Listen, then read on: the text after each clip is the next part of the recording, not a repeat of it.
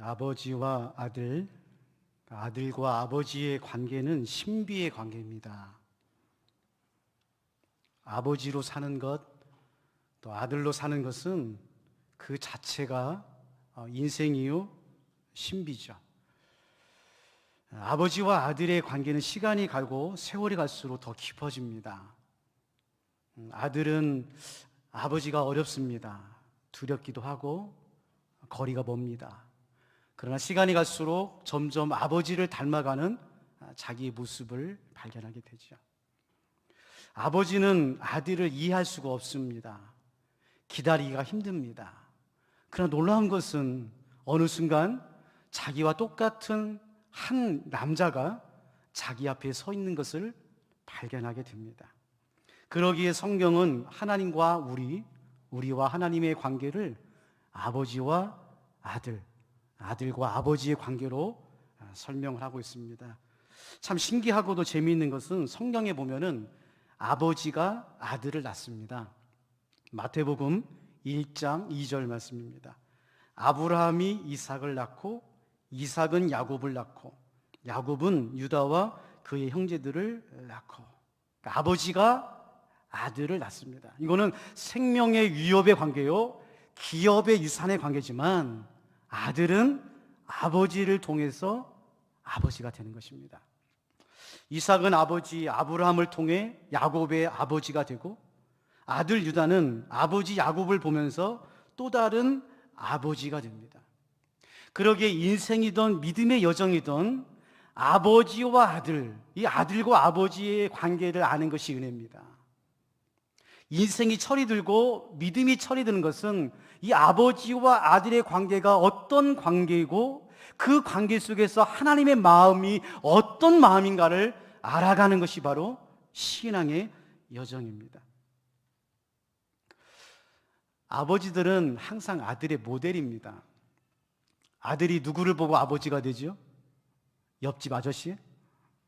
아니죠. 한 가정 안에서 살고 있는 그 아버지에게서 아버지를 배우는 것입니다. 아버지들은 어떻습니까? 아버지답게 사는 것을 아들을 통해서 배웁니다. 아버지가 되는 것은 쉽습니다. 그러나 아버지답게 산다는 것이 무엇일까? 아버지들은 항상 그게 고민입니다. 그런데 아들을 보면서 아버지는 비로소 아버지답게 사는 것이 무엇인지를 알게 되는 것이죠. 그래서 결론적으로 말하면 아버지의 의미는 아들에 있습니다. 아버지가 아버지답게 살고 아버지의 삶을 살아갈 수 있는 최고의 의미는 아들에 있는 것이고, 아들은 그의 삶과 그의 미래 가운데 그를 인도하고 그를 붙잡을 수 있는 유일한 사람은 바로 아버지임을 깨닫게 되는 것입니다. 그게 바로 오늘 우리가 3주간 배우는 아버지와 아들, 아들과 아버지의 관계입니다. 우리 예수님께서 그랬어요. 우리 예수님께서, 하나님의 아들이신 예수님께서 이 땅에 오셔서 하나님을 아버지라고 부르는 사람이 바로 예수님입니다. 구약 시대에는 하나님을 아버지라고 감히 부를 수가 없었어요. 여호와, 야훼, 아도나이 이런 식으로 불렀습니다. 예수님만이 하나님을 아버지로 부릅니다. 왜요? 그분이 대표성을 가지고 있어요. 무슨 말이냐? 주님 안에 있는, 믿음 안에 있는 모든 그리스도인들은 주님을 통해서 하나님을 이제는 아버지라고 부르는 것입니다. 그게 갈라디아서 3장에 있는 말씀이에요. 자, 예수님께서 요한복음 17장 21절 말씀에 이렇게 우리를 위해서 기도합니다. 아버지여, 아버지께서 내 안에, 내가 아버지 안에 있는 것 같이 그들도 다 하나가 되어 우리 안에 있게 하사 세상으로 아버지께서 나를 보내신 것을 믿게 하옵소서. 아버지가 어디 계세요? 아들 안에 있어요. 그게 신비해요. 아들은 어디에 있습니까? 아버지 안에 있어요. 그게 연합이요, 예수 그리스도와 함께 믿음의 삶을 살아가는 자녀됨인 것이죠. 지난 시간에 우리가 배운 것을 잠깐 공부해 보면은 둘째 아들과 아버지의 관계는 무슨 관계입니까? 소유의 관계예요. 둘째 아들은 아버지가 얼마나 가지고 있느냐, 나에게 무엇을 줄 수 있는가에 관심이 있어요. 그래서 둘째 아들은 끝까지 아버지에게서 무언가를 요구합니다. 그런데 아버지와 둘째 아들의 관계는 아버지 편에서는 존재의 관계예요. 그 아들이 성공했느냐 실패했느냐, 가져갔느냐 못 가져갔느냐가 아니라 그 아들 자체로서 아버지는 아버지됨을 누리고 있어요. 두 번째로 첫째 아들과 아버지의 관계입니다. 첫째 아들은 아버지에게 처음으로 자기의 마음을 이야기합니다. 속마음을 얘기해요. 그러면서 노합니다. 집 안으로 들어가지 않아요. 그런데 아버지는 집 밖으로 나옵니다. 잘 들으셔야 돼요. 둘째 아들이 집을 나갔을 때는 아버지가 집 밖으로 나가지 않았어요. 그런데 집 안에 있었던 첫째 아들이 집 안으로 들어오지 않을 때는 아버지가 집 밖으로 나가서 첫째 아들에게 아버지됨을 이야기하고 집 안으로 다시 들어옵니다. 자, 이 말씀이 31절, 32절에 나와요. 자, 이 말씀은 조금 뒤에 미루기로 하고요. 그러면 오늘 우리가 읽은 이 본문 말씀에서 마지막으로 그럼 아버지의 마음은 어떤 마음인가? 함께 생각해 보려고 합니다. 첫 번째로 아버지의 마음은 항상 아들에게 있습니다. 아버지의 마음은 항상 아들에게 있어요. 오늘 15장 20절 말씀입니다. 이에 일어나서 아버지께로 돌아가니라 아직도 거리가 먼데 아버지가 그를 보고 측은히 여겨 달려가 목을 안고 입을 맞추니. 자, 여기 보면은 두 가지가 나오는데 아들과 아버지의 거리가 나오고 아버지의 마음이 나옵니다. 자, 첫 번째로는 아직도 거리가 먼데예요. 자, 이 말은 둘째 아들이 돼지 주업 열매를 먹지 못하고 세상에서 고생하다가 아버지에게 용서를 구하러 지금 돌아가는 그 과정 속에서 여전히 아들들은 아버지의 거리가 멉니다. 그러니까 우리 아버지들은 그것을 꼭 기억하셔야 돼요. 이 아들이, 이 말썽 많은 아들이 철이 들면 내가 이제 이 아들과 아버지의 거리가 가까워지겠구나 생각하면 오해입니다. 아버지들의 큰 착각이에요. 아들은 절대로 아버지에게 가까이 갈 수가 없습니다. 두려운 존재예요. 어떻게 됩니까? 아버지가 아들에게 옵니다. 이게 아버지와 아들의 거리예요. 그래서 우리가 하나님께 가는 게 아닙니다. 하나님께 예배 드리러 가고 하나님께 회개 드리러 가고 그렇지 않아요. 우리가 볼 때는 우리가 지금 교회를 나오고 우리가 예배를 드리는 것 같지만 그렇지 않습니다. 우리가 하나님께 가는 것이 아니라 하나님 아버지가 우리에게 오시는 거예요. 그게 은혜입니다. 아들들은 그걸 몰라요. 여전히 자기는 아버지께 가고 있다고 생각하는 것이죠. 아니에요. 두 번째로 아버지의 마음이 나오는데 아버지가 보고 불쌍히 여기고 있습니다. 둘째 아들을 지금 주목하고 있는 사람은 유일하게 악한 사람이에요. 아버지입니다. 아무도 둘째 아들에 관심이 없어요. 보지도 못해요. 봐도 무시해요. 그런데 아버지만은 거리가 상당히 먼 곳에서도 주목하여 아들을 보고 달려가고 있습니다. 그게 아버지입니다. 여러분, 혹시 이 가운데 아들이 계십니까? 아버지들 오해하면 안 돼요. 아버지들은 무심한 것 같아요. 나에 관심이 없는 것 같죠. 늘 지적하고 혼내기만 하죠. 안 그래요. 아버지는 바위처럼 보이지만 아버지의 마음은 다 모래알입니다. 다 모래알이에요. 그리고 아들에게 주목하고 있는 것이 아버지의 마음이에요. 세 번째로는 아버지가 달려와서 목을 안고 입을 맞춥니다. 여러분, 이 둘째 아들이 지금 아버지 재산을 가지고 나서 성공하고 돌아왔나요? 부자가 돼서 돌아왔어요? 아니죠. 완전히 실패한 인생이죠. 냄새가 나고 몰골이 무성하고 비루한 그 인생을 보면서 지금 아버지가 어떻게 하고 있어요? 달려와서 목을 안고 입을 맞추고 있어요. 자, 이거는 아버지가 아들을 지금 잘못한 것을 용서하고 있는 모습이 아닙니다. 이렇게 생각하면 아버지 마음 모르는 거예요. 자, 지금 둘째 아들이 돌아왔어요. 잘못했다고 그래요. 그때 아버지가 지금 그 아들에게 가서 목을 안고 입을 맞추고 있어요. 이거는 아버지가 내가 너의 잘못을 용서해 줄게, 없는 걸 해줄게, 그 말이 아닙니다. 지금 목을 안고 입을 맞췄다는 말은 너는 내 아들이라는 거예요. 회복의 모습입니다. 회복의 모습. 두 번째로 아버지의 마음은 아들의 자리를 회복시키는 아버지예요. 우리 아버지는 용서만 해주는 아버지가 아니에요. 제가 말씀드렸잖아요. 만약에 이 아버지가 그래? 네가 잘못했지? 내 재산을 가지고 와서 네 마음대로 사용했지? 내가 용서는 해줄게. 그렇지만 내가 너 집에 와서 종처럼 살아라, 열심히 일해라, 그러면 내가 품삯을 줄게, 이런 아버지가 아니에요. 자, 보세요. 22절 23절 말씀입니다. 아버지는 종들에게 이르되 제일 좋은 옷을 내어다가 입히고 손에 가락지를 끼우고 발에 신을 신기라. 그리고 살찐 송아지를 끌어다가 잡으라. 우리가 먹고 즐기자. 여러분, 둘째 아들이 왔을 때 가장 힘들었던 게 뭡니까? 살찐 송아지. 괜히 와가지고는 잡혀 먹었는데. 자, 보세요.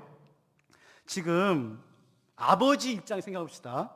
아버지, 지금 그 탕자의 비유에서 누가복음 15장에서 아버지와 지금 둘째 아들, 첫째 아들이 대화가 나오고 있는데, 아버지의 마음을 가장 아프게 한 게 뭘까요?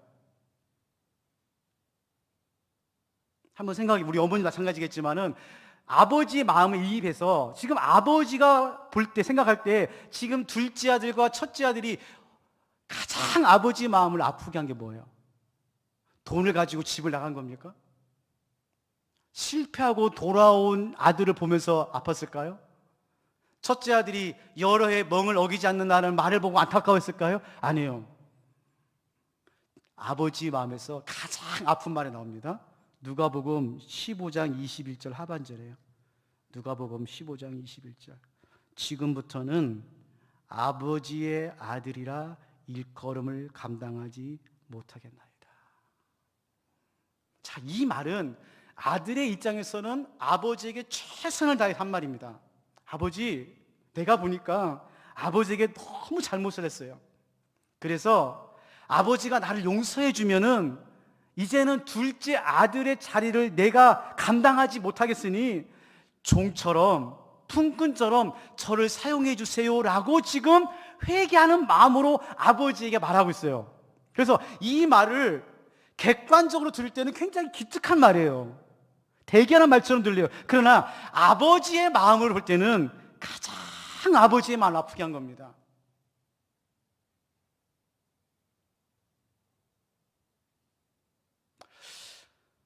우리가 교회를 하다가 조금 게으를 수 있어요. 실수할 수도 있고 다툴 수도 있습니다. 그렇잖아요? 예배에 늦게도 오고 새벽기도 못 나오고 봉사하려고 해도 잘 못하고, 하나님께서 괜찮아요,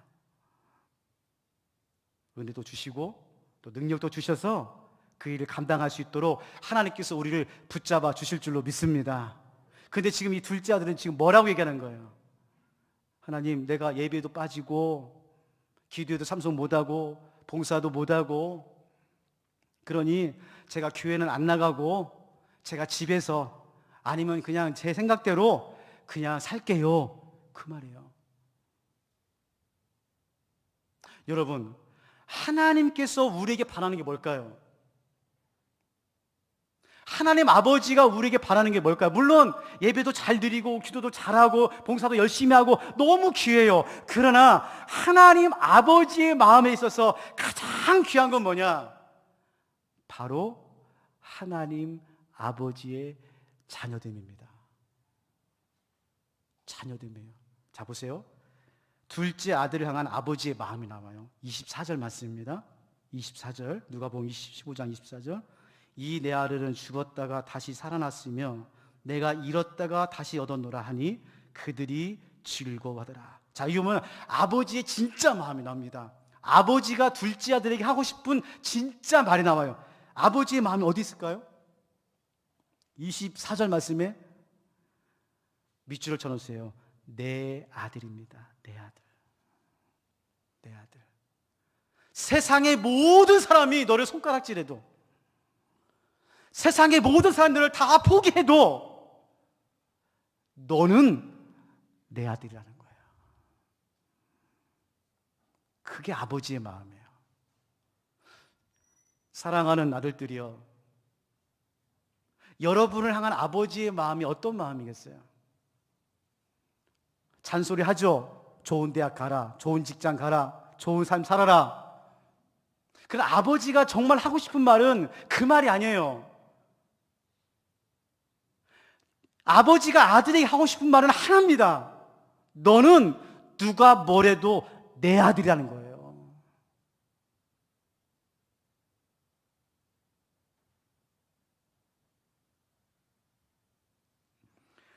첫째 아들과 아버지의 관계도 마찬가지입니다. 첫째 아들이 아버지의 마음을 아프게 하죠. 그러면 아버지에게 있어서 뭐가 아팠을까요?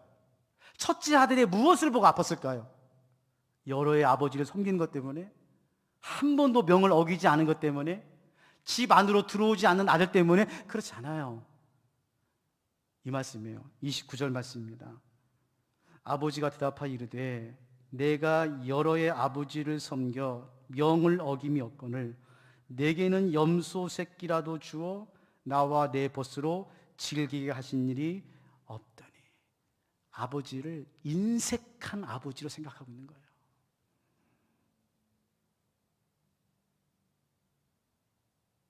첫째 아들은 착한 아들이에요. 집안에서 여러 해 정말 아버지를 위해서 열심히 일한 아들이에요. 그런데 그 아들이 아버지를 어떻게 바라보고 있어요? 염소 새끼도 주지 않는 아버지로 여기고 있는 거예요. 그게 아버지의 마음을 아프게 하는 거예요. 그래서 오늘 아버지가 마지막으로 31절 32절에 이렇게 아버지의 마음을 아들들에게 얘기합니다. 같이 한번 읽어봅시다. 31절 32절 말씀 시작.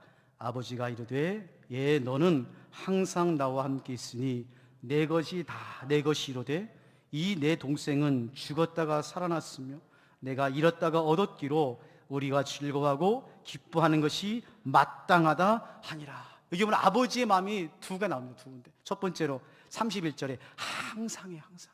동그라미 쳐서 항상. 32절 말씀에 또 하나 나옵니다. 마땅히 마땅하다. 그러니까 아버지는 외로운 자리입니다. 아버지는 아버지로 살다가 아버지로 죽어요. 한 번도 아들 앞에서 나약한 모습을 보여주기 싫어해요.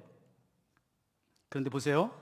지금 둘째 아들과 첫째 아들이 어찌하든지 간에 자기들 방식으로 아버지를 대했어요. 그리고 아버지 마음을 아프게 했어요. 그런데 지금 아버지는 둘째 아들과 첫째 아들에게 이야기하면서 뭐라고 말하냐? 첫 번째로 첫째 아들에게 내가 너와 항상 함께 있었다는 거예요. 이건 임마누엘입니다. 임마누엘. 하나님께서 우리와 항상 함께 하시는 하나님 아버지라는 거예요. 이 말씀이 뭘까요? 왜 하나님께서 우리와 항상 함께 하시죠? 방금 말했잖아요. 31절에 내 것이 다 내 것이기 때문에 항상 있는 거예요. 아버지 것은 아버지 것이 아니에요. 누구 겁니까? 아들의 거예요. 아들의 겁니다. 첫째 아들은 그걸 몰랐어요. 그래서 염소 새끼도 주지 않는 아버지라고 지금 항변하고 있는 거예요. 두 번째로 아버지는 마땅히 아버지의 본분을 감당하고 있는 겁니다. 마땅하다는 말은 무슨 말입니까? 너의 반응과 해석과 상황과 상관없이 나는 아버지로서 마땅히 너의 아버지가 되어 너를 보호하고 지키는 아버지라는 것입니다. 그게 아버지 마음이에요.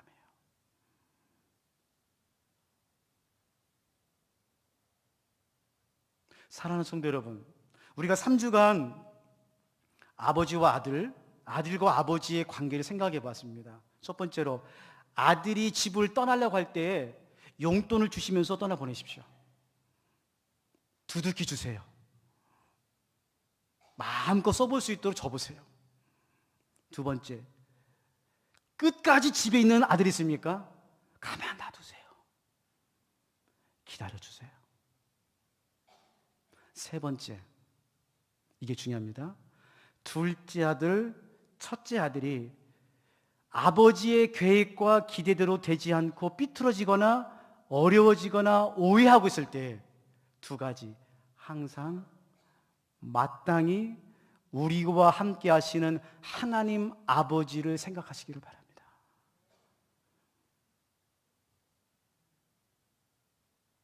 항상 마땅히 우리와 함께 하시는 그 아버지 하나님이 지금 우리를 아들에서 아버지 됨으로 이끌고 계시잖아요.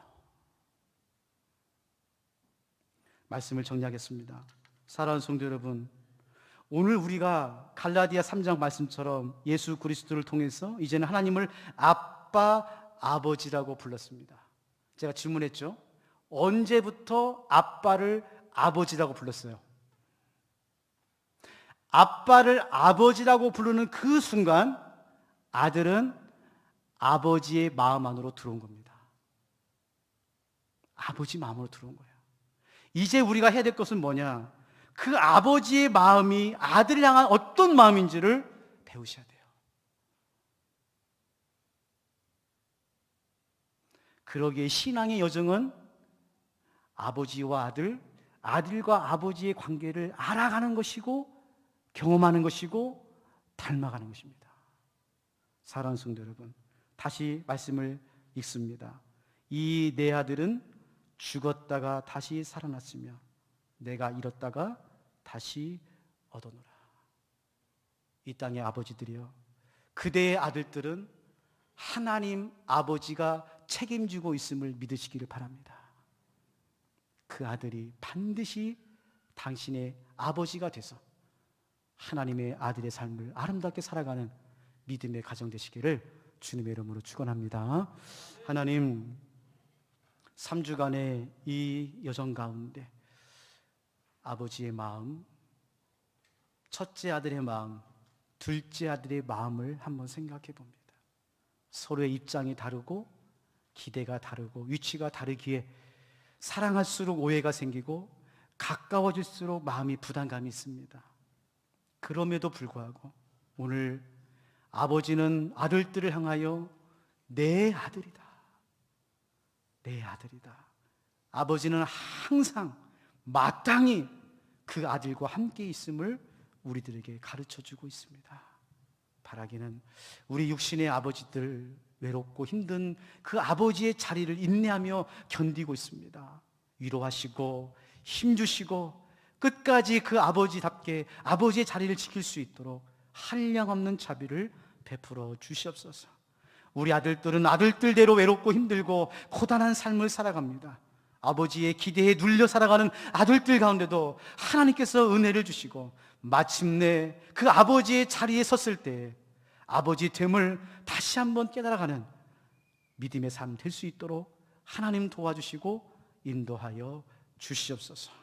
오늘 또 항상 마땅히 아버지 자리에서 우리를 이끄시고 우리를 붙잡고 계시는 예수님의 이름으로 기도하옵나이다. 아멘.